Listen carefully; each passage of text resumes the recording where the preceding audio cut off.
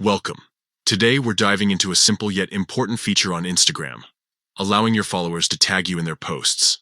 This can enhance your engagement and visibility on the platform.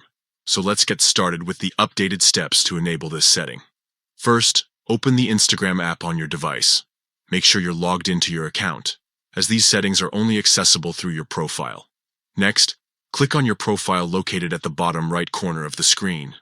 This will take you to your personal profile page, where you can manage all your account settings.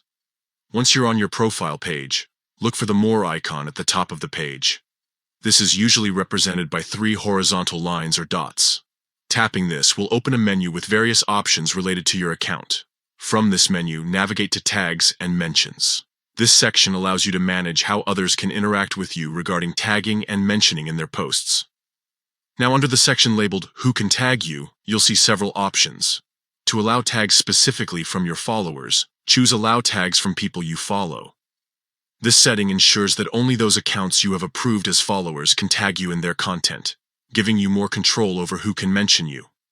After making this selection, be sure to save any changes if prompted.